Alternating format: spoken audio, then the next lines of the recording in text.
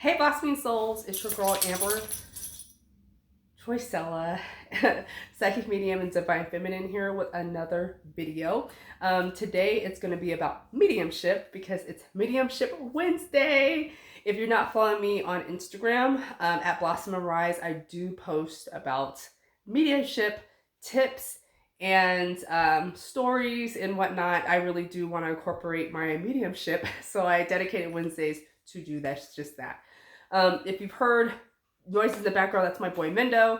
He's normally very visual and vocal during my recordings. That's what he does. I do daily readings, not mediumship readings, but psychic readings on my Patreon, where I deliver messages from Spirit daily, and then daily check-ins between Divine Feminine and Divine Masculine energies. If you're interested in that, all down in the description box, and I'm available for mediumship readings in the description box. But today, I guess this is going to be a vlog more so, me talking about a past experience with a reading that I had, and I had to process it. And so that is what this video is. So if you're interested, stay tuned. If you're new here, welcome. If you're part of the Blossoming Souls community here, thank you for returning. Thank you for subscribing. If you guys like the content that you hear here, subscribe, hit the bell so that you're notified every time that I upload a video, okay? I will be doing more pick a card readings, hopefully at least once a week. So check that out, okay? So, I don't know what I'm going to title it yet. I'm just vlogging at this point because I feel like it's really important for me to talk about this. So, last week I had 2 readings. Actually, I had Fridays is like the only day that I do readings now because of my work schedule. And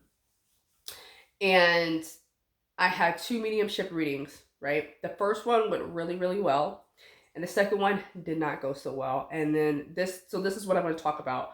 So when you contact a medium to have a reading, okay, you have to be open to whatever messages that you're going to receive, okay? Spirit is always going to give you messages that they feel like you need to hear and you need to know at the time of your session, all right?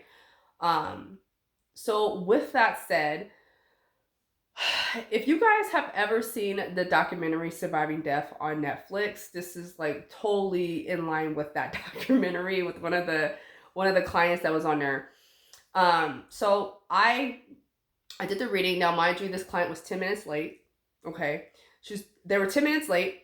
And I was getting information. I was getting validating information because I was taught that you give evidential messages. So you give information that the person can say yes to, so that you can, validate that their loved ones still exist after the change called death, right? So I'm giving information. And it got to a point where their loved one kind of touched on their passing, but they didn't tell me how they passed. And what I got from that is that they didn't want to focus on that. They were focusing their attention on like the welfare of the client because the client wasn't doing too well. You know what I mean? Which is understandable. If you're getting a mediumship reading, you're more than likely in grief, right? Totally understandable. I felt the energy was off, okay? And I was just like, I don't know why I'm not getting this information.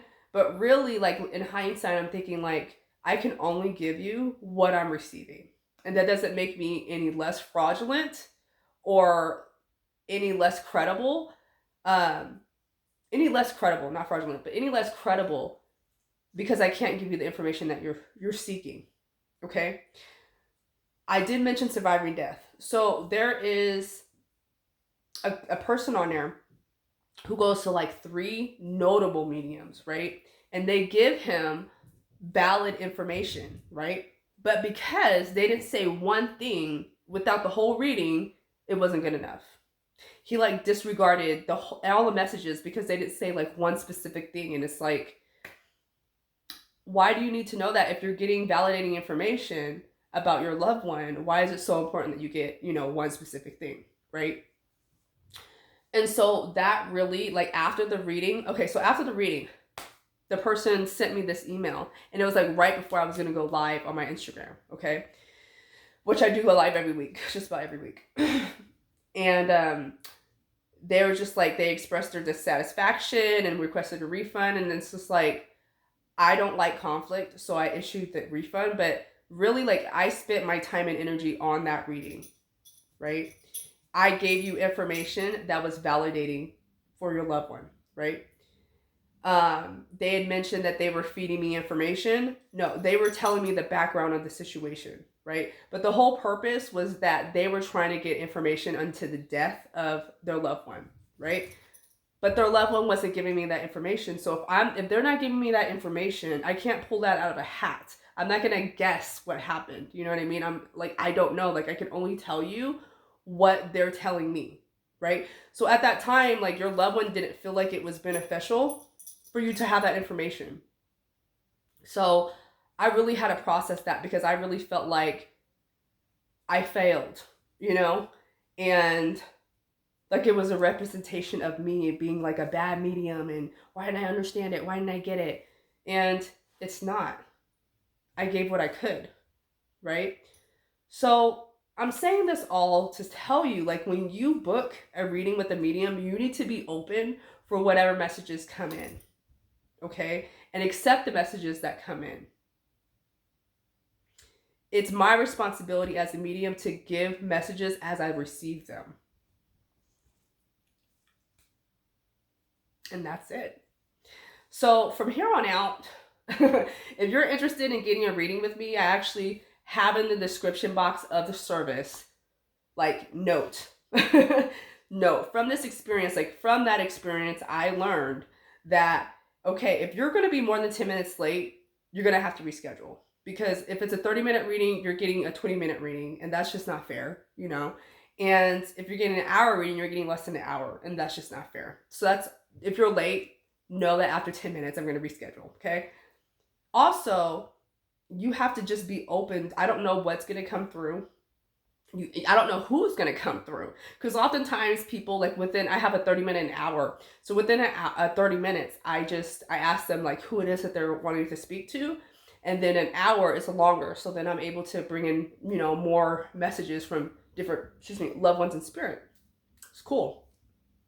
But understand that I'm going to bring in the messages that spirit is telling me that you need to know at this time. That doesn't make me any less validated. I mean, any less than.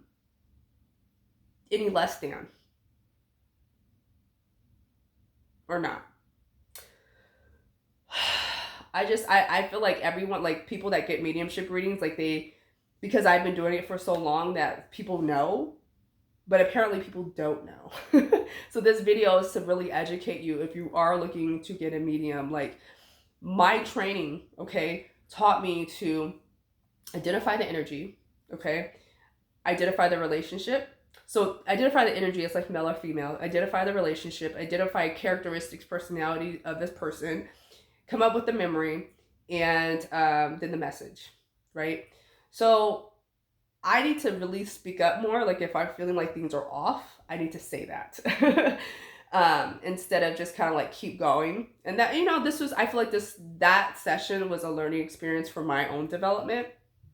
But I will not be giving refunds because I took my time and energy. Mediums have to raise their vibration to meet spirit's vibration, okay? And I have to be, you know, I have to sit in the power, as spiritualists will say, sit in the power. That means to elevate my energy so that I can access spirit, because spirit vibrates at a higher vibration. And just respect, you know, like, respect the medium's time, respect the medium's service. Yeah, like, I really, like, that experience really made me question my abilities as a medium. And I've been practicing for like 11 years. I was born with this ability, and I started developing it when I was 21. So it's not like I'm brand new to this. I'm not. But I have to say that did upset me, because it wasn't like the whole reading was bad. It was that they didn't get the information that they were looking for, but they did get information, you know, and that was my time. So I guess that's just like what to expect when you have a mediumship reading, things that you have to be aware of. Because the previous reading that I had, they actually had a psychic reading before the mediumship reading, so it was an hour and a half session. And I'm not surprised that the psychic reading, the messages from the psychic reading came in too with the mediumship reading. And it was such a good reading. They were so open, and it was just really good. It was really great. And I was happy to be able to provide that space for that client. You know what I mean? It was greatly different between those two experiences. And I have to just tell myself, like, I can only give what I can give, and that doesn't make me any less than a medium, and that doesn't make me fraudulent either. I think that's what really upset me, was the idea that this person could have thought that I was fraudulent, you know? And it's just like, who do I have to prove to, you know? I don't have to prove myself to anyone. I've been training, I've been honing in on my abilities, and I take my work very seriously, very seriously, very seriously. So when you're looking for a medium, guys, make sure that you're open to the experience, okay? And open to whoever comes in, because they have a message that you need to hear. And Spirit's timing is always the right timing. It is. Usually, like, it's people have come in that other people are just like, I didn't expect that they would come in. I didn't know what they would have to say. I didn't think they were going to say anything to me. You don't know. You don't know. Just be open to the experience. And like I said, this taught me how to do future readings and what clients with me can expect. And I'm very serious about my mediumship. And I'm very serious about my abilities to be a medium. Very serious. And I just, yeah, like, I've taken this as like a learning opportunity. Like, I can't please everyone. I can only give what I receive. So if your loved one is not telling me like specific things, I can't pull them out of a hat and give you them as facts. I just can't. That's fraudulent. If I tell you I'm not getting that, I'm not getting that. All right?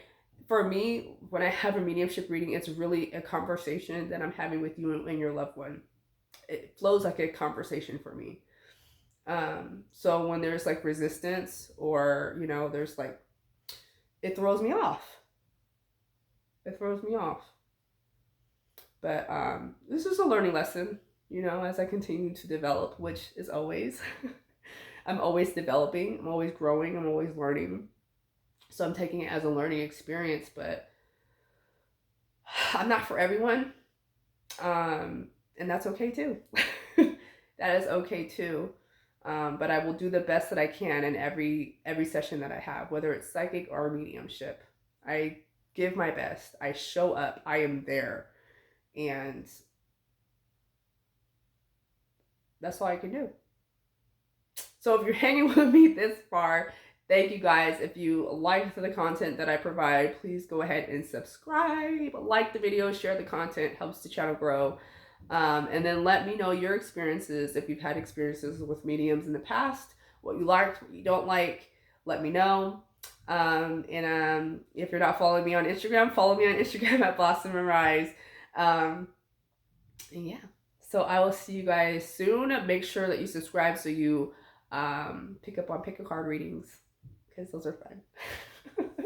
All right, guys, much love, and until next week. Bye for now.